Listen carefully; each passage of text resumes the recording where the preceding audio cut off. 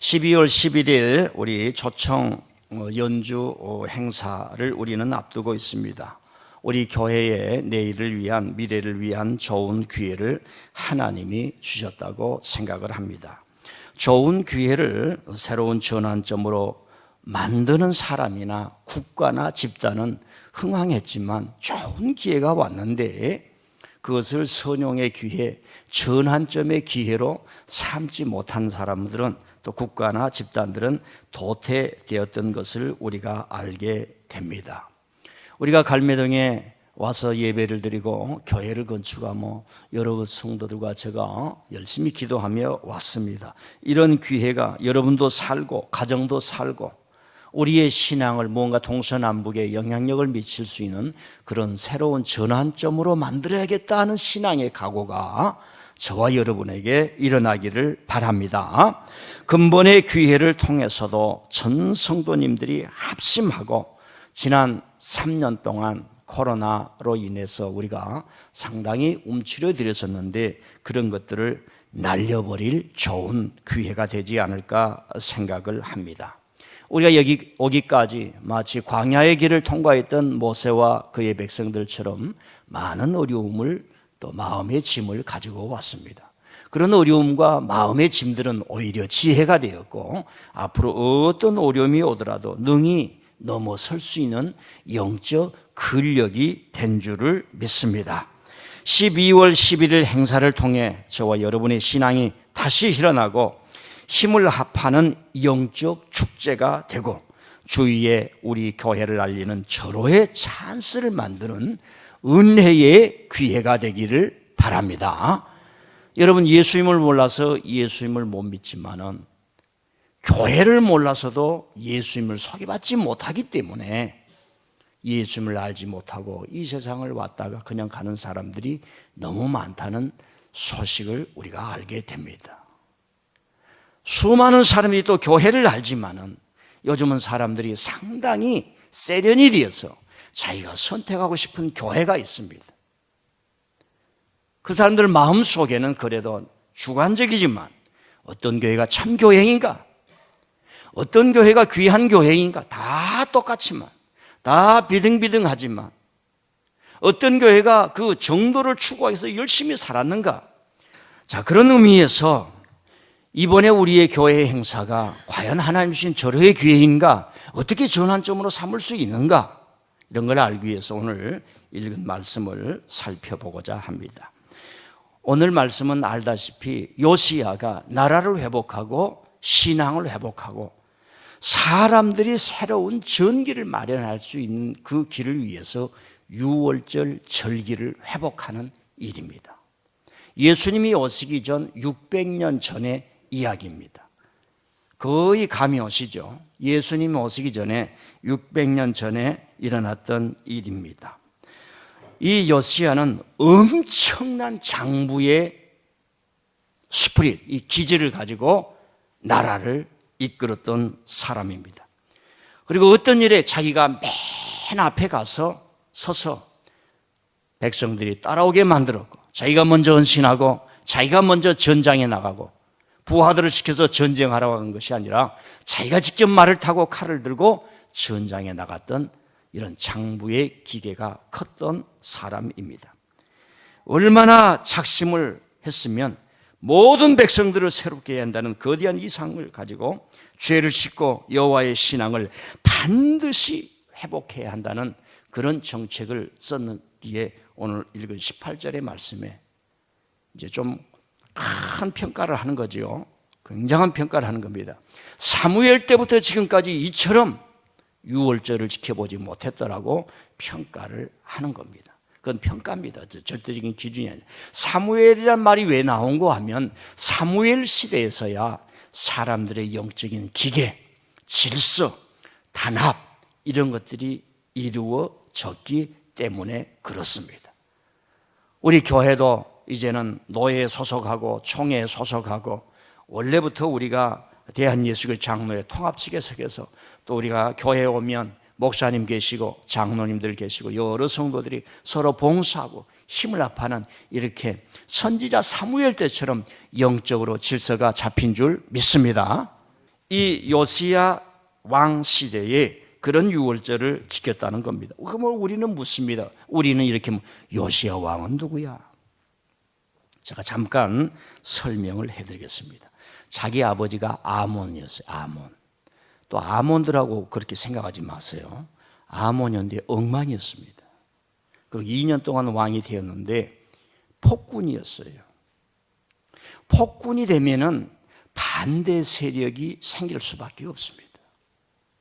자기 할아버지가 문하서에 있는데 더 폭군이에요.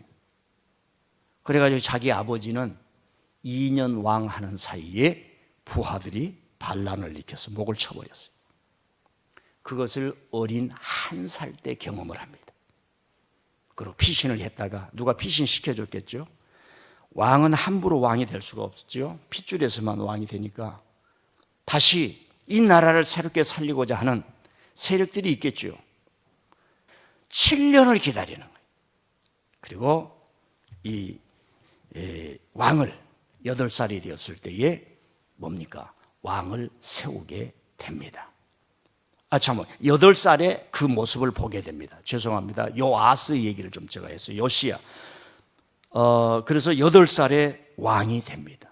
8살에 왕이 되는데 무슨 힘을 발휘할 수가 있겠습니까? 옆에서 가르쳐주고 알려주고 그래서 하다가 8년을 기다립니다. 8년을 기다리면서 16살이 됐을 때 자기 정책을 선포합니다. 16살에 통치의 원칙을 선포한다는 것은 사실 불가능합니다. 그런데 이 요시야 왕은 해낸 겁니다. 영적인 16살이 넘을 수 있기를 바랍니다. 교회를 10년 다녔는데 영적인 나이가 3살, 5살 되면 어떻게 하겠습니까? 요시야는 16살에 드디어 정책을 선포하고 신앙을 부흥시키며 산당에 가서 교육받지 않고 신앙생활한 우상숭배를 다 없앱니다. 다 없습니다. 그 일을 차근차근 해나가는 겁니다. 그 일은 주위에 하나님의 나라를 같이 해보십시다 하는 훌륭한 세력들, 그 다음에 성도들이 있었다는 것을 우리가 알게 됩니다. 그러다가 성전이 허물어져 있는데 사람들이 관심이 없는 거예요. 우리 교회에 무슨 일이 있다 그러면 여러분들은 막 달려오지요. 나는 우리 교회 교인들이 그런 사람이었어요. 그렇게 해서 여기까지 오지 않았습니까? 그래서 성전을 수축하라, 회복하라 하다가 열심히 일하는데 지하에서 흙 속에서 금덩어리가 나오는 겁니다. 그게 뭐냐면 모세가 전한 두루마리, 그때는 책이 두루마리로 되어 있는데 그걸 발견한 거예요. 우리가 의아하지 않습니까? 어떻게 하나님을 믿는 이스라엘 백성들이 하나님의 말씀은 지하에 처박아 놓고 보지도 않고 왕들이 일어나서 폭행을 했던 거예요. 여러분, 이 구약을 보면 오늘 근대 사상을 우리가 배울 수가 있습니다. 이 구약에서는 왕들이 하나님이 왕되게 하셨다는 것은 신앙 고백인데 이 왕권은 신수설이 왕권을 절대화시킬 수가 없어요. 그래서 구약을 보면 왕이 하나님의 뜻을 행하지 않으면 부하들이 그냥 목을 그어버렸습니다. 자, 그래서 요시야 왕은 8살에 일어나서 이런 어마어마한 개혁을 하였습니다. 그런데요, 이 사람의 개혁은 강렬했고 대단했지만은 너무 힘이 없어서 결국은 실패합니다. 왜냐하면은 주위에 강대국들이 일어나는 거예요. 애굽이 쳐들어왔을 때에 이분이 친히 갑옷을 입고 장수들과 나가서 적들을 막다가 전장에서 이순신 장군처럼 목숨을 잃게 됩니다. 그리고 3개월 후에 자기 아들이 왕이 되는데, 자기 아들이 왕이 되는데 3개월 후에 애굽이 쳐들어와 가지고 그 왕을 잡아갑니다. 그리고 자기 형제를 왕으로 세우게 됩니다. 그리고 요시야 왕이 죽은 이후에 20년 이후에 나라는 영원히 패망하고 맙니다. 그게 요시야 왕의 이야기입니다. 여기서 우리는 2가지 질문을 할 수가 있어요. 요시야 왕이 큰 장부의 기계를 가지고 어떻게 성경을 잘 읽다 보면 이 사람이 제사장인가? 목사님인가? 장로님인가 할 정도로 신앙에 투철한 사람입니다. 왕이 아니에요. 어떻게 보면 왕은 권력을 가졌겠지만 그 행하는 일은 하나님을 신앙하는 그런 제사장적 기능을 했던 것을 우리가 알 수가 있는데, 이분이 이 나라를 흥왕하기 위해서 첫 번째로 했던 것이 두루마리 성경에서 나온 유월절 절기를 회복함으로 많은 사람들이 하나님께 돌아오게 한 겁니다.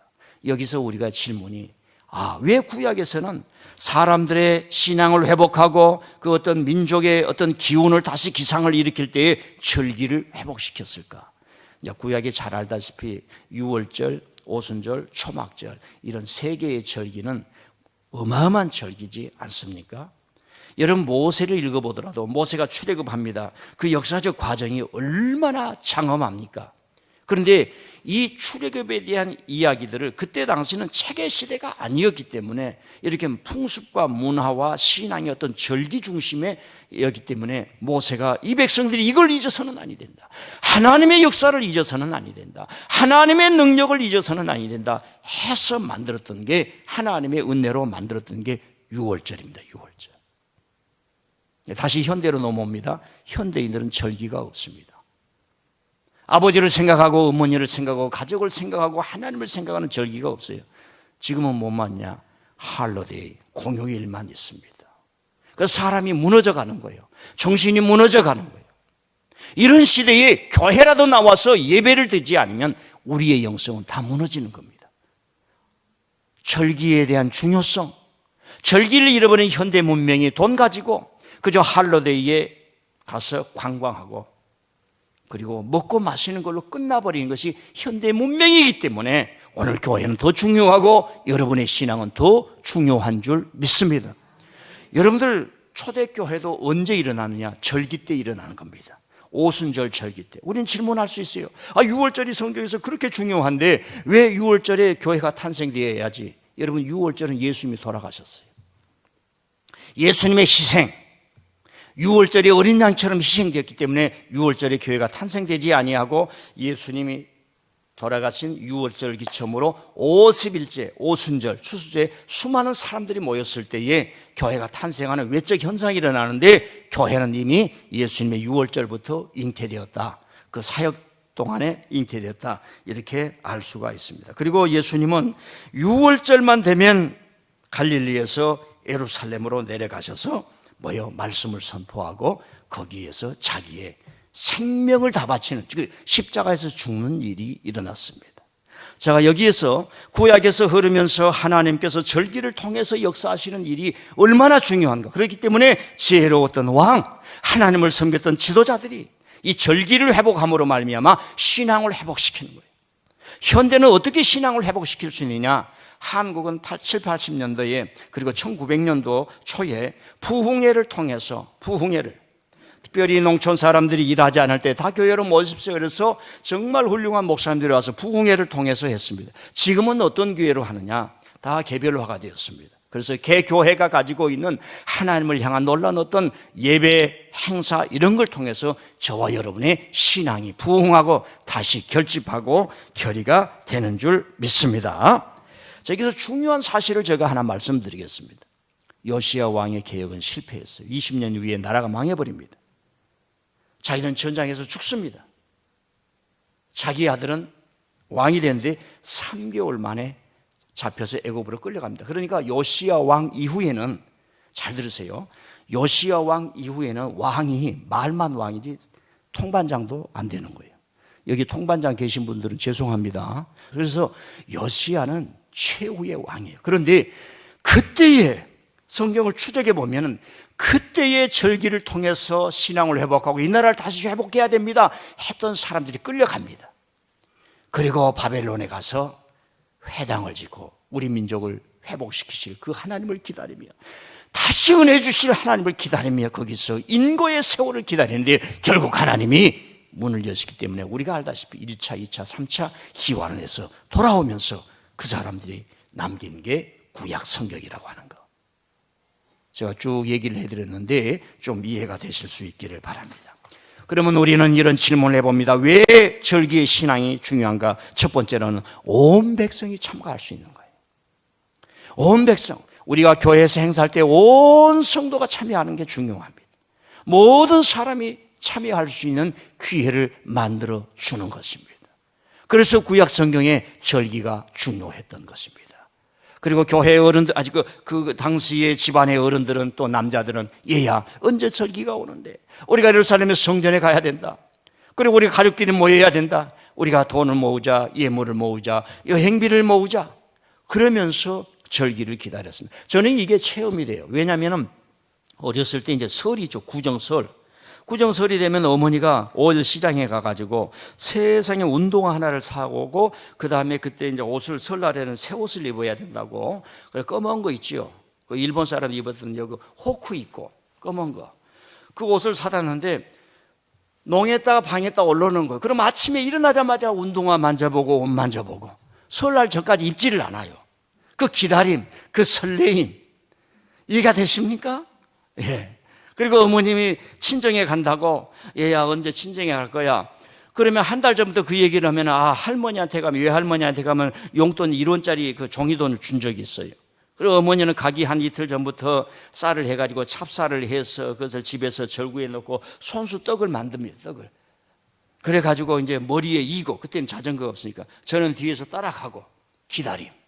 할렐루야. 절기가 기다림을 주었고, 절기를 통해서 하나님을 만난다는 그 은혜를 주었고, 절기를 통해서 가족과 아버지의 손을 붙들고 해외여행을 한다는 그런 기쁨을 주었고, 절기를 통해서 우리가 하나님을 믿는 백성이 되어야겠다는 이 모든 것이 일어나는 거예요. 그래서 교회에서 행사할 때에, 어떤 영적인 행사를 할 때에 전 성도가 참여했다 하는 겁니다. 두 번째로는 이 절기신앙이 중요한 것은 헌신을 드리고 희생을 드리는 마음을 드렸다는 겁니다. 여러분 성경 읽어보면 소를 몇천 마리, 몇백 마리, 몇만 마리를 드렸느니 이 희생이 나옵니다. 여러분 마음을 모으고 물질을 모을 때 내 마음이 순결해지는 거예요. 할렐루야. 절기가 그래서 중요한 겁니다. 가정에 우리가 어렸을 때 어머님은 그런 어려운 살림을 했어도 아무개 생신이다, 누구의 제삿날이다, 추석이다, 명절이다 그러면 어머니의 손은 마스터 손이었어요. 맨날 보리밥 먹다가 그날은 쌀밥이 나오네. 엄마 이거 어떻게 만들었어? 말을 하지 않아요. 그래서 우리가 성경을 읽을 때 기름병에 기름이 넘쳐났다. 우리는 믿을 수밖에 없습니다. 여러분 이 절기가 중요한 게 그렇습니다. 온 마음과 온 정성을 모을 때 내 마음이 성결해지는 거예요. 그걸 도둑놈에게 드린 게 아니라 하나님께 드리니 그 하나님의 순결함이 오는 겁니다. 백성들이 깨끗해지는 거예요. 물질 관리에 대한 깨끗함이 일어나는 거예요. 세 번째로는 절기신앙은 단순한 행사가 아니라 하나님의 말씀에 근거한 유월절 행사, 두루마리, 하나님의 말씀에 근거해서 했기 때문에 하나님의 말씀을 회복하는 일로 말미암아 요시야 왕은, 그리고 구약의 위대한 지도자들은 모두가 다 유월절 절기, 특별히 하나님을 신앙하는 그 절기를 회복함으로 말미암아 거대한 행사지요. 요즘 말로 말하면 거대한 영적인 문화 행사입니다. 이런 걸 통해서 만 사람이 참여하게 하고 하나님의 말씀으로 다시 들어가게 했다는 것입니다. 요즘은 다 개교회가 있기 때문에 요소에 가서 이렇게 예배를 드리며 말씀을 전파해서 하나님께로 오게 하는데, 이런 절기를 회복을 통해서 요시야 왕은 어마어마한 일을 하는 거죠. 하나님의 계획 속에 장기적으로 보면 이스라엘은 심판받아야 돼요. 성경을 읽어보면 용서 전에 하나님이 반드시 죄의 대가를 준다는 겁니다. 죄의 대가가 없이는 용서가 아니에요. 우리가 함부로 성경을 통해서 용서를 하는데, 신학적으로 보면 용서 속에 반드시 하나님의 심판이 있는 겁니다. 저와 여러분이 경험적으로도 하나님 아버지 두 손 들고 울어도 못하네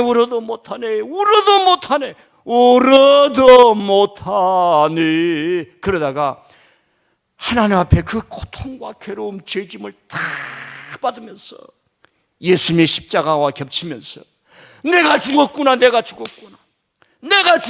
그 성령 체험을 한 이후에 용서의 체험을 하신 줄 믿습니다. 시원해지고, 맞아, 주님이 날 용서해 줬어. 그걸 믿는 신앙이 저와 여러분의 신앙. 그래서 한 번 회개 체험한 사람은 끝까지 체험하지 않습니까? 끝까지 회개하지 않습니까?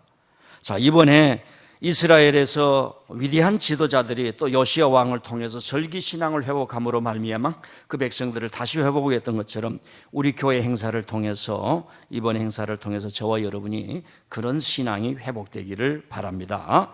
사랑하는 성도 여러분, 여러분 주위에 많은 사람들을 좀 초대해서 이런 귀한 자리에 초대하게 하시고, 저의 목표는 와서 교회를 만나며 교회도 이렇게 좀 따스할 수 있구나, 참 내 몸과 마음을 교회에 맡기면서 의탁하면서 내 인생을 행복으로 살아가야지, 그런 마음을 여러분이 초청한 사람들이 품었으면 얼마나 좋을까 생각해 봅니다. 자, 결론을 맺습니다.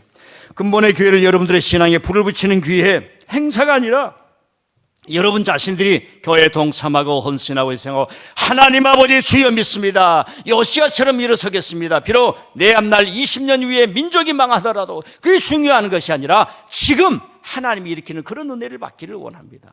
하나님 아버지 요시야에게는 그런 마음을 가질 때 어마어마한 축복의 선물을 줬어요. 두루마리 성경을 발견하는 것. 요즘 크리스찬들이 집에 성경을 장롱에 쌓아놓고도 보지 않는 시대지 않습니까? 우리는 그렇게 살아가지 않습니다. 여러분, 이순신 장군이 왜 그 남해 해변에서 일본 적을 무찔렀겠습니까? 한양의 도성에 있는 선조와 그의 일당들 아주 깡패 집단같이 나라를 지키려고 하지 않고 공익을 행하지 않고 무슨 일 있으면 다 도망이나 가고, 그리고 무슨 상은 다 누가 받느냐? 선조를 이끌어가는 그 말고삐에게 이순신보다 더 큰 상을 내려는 아주 썩어버린 거기 때문에 이순신 장군이 나라도 이제 민족을 지켜야지, 그 부하들에게 우리라도 이 민족을 지키자, 그러니까 서도 공감했지 않습니까? 나라의 어둠이 많고 부패한 집단들이 많고 만날 거짓말한 집단이 많을수록 우리 교회라도 나라도 아들아 딸아 집사님 권사님 목사님 우리라도 기도하면서 세계를 열어야 되겠습니다. 새 문을 엽시다 하는 그런 역사가 저와 여러분들에게 이곳에 이번 행사를 통해서 일어날 수 있기를 바랍니다. 마지막으로 제가 이번에요 이 아파트를 다 다니면서 너무나 많은 걸 깨달았습니다. 여기를 보면서 우리가 관리를 잘 해야겠다. 우리 교회도 이렇게 닦아주고 쓰레기도 주고 더러우면 내가 먼저 하고 아멘도 안 하시고, 영적 관리, 내가 설교를 잘하고 목회를 잘한 게 아니라 준 것 동안이 아니라 우리 성도들의 영적인 말씀 관리를 잘 해야겠다. 한번 따라합시다. 아하, 신앙관리. 좋은 음식 먹으면 몸이 뭔가 망가지는 거예요. 관리. 그리고 또 하나 깨달은 건 뭐냐면 여기에 상황을 알게 되었어요. 저도 나이 먹고 나이 70 되면 싼 데 가서 돈 한 데 가 살아야지. 그런데 여러분 절대로 그러면 안 됩니다. 이 지역을 가보니까 여러분의 인격과 신앙을 잘 높여주는, 리스펙트하고 존경해주는 그런 곳에 가서 살아야 할 줄 믿습니다. 그러려면 하나님의 축복을 받아야지. 옆 사람이 중요해요. 한번 따라합시다. 같이 삽시다. 비용이 들더라도 관리를 잘 해주는 곳으로 가야 돼요. 우리가 고가의 어떤 지역을 택하는 것이 아니라 서로 격려해주고 깨끗하고 그렇게 살아야 저와 여러분의 어떤 신앙이라든가 이런 것을 존경받고 사는 것을 제가 이 지역을 돌면서 알았습니다. 예, 이 지역은 제가 매일마다 기도할 수 있어요. 태계원 어느 길로 가면 아파트가 있고 벨레가 어디 갔다 있고, 그래서 정탐과 땅을 밟았다는 이야기가 여기에서 나오는구나. 할렐루야. 12월 11일 날 하나님께서 크게 은혜를 주시고 내일부터 초청자 명단을 써서 기도하시면 여러분이 받은 그 은혜가 그들에게 전달이 될 줄 믿습니다.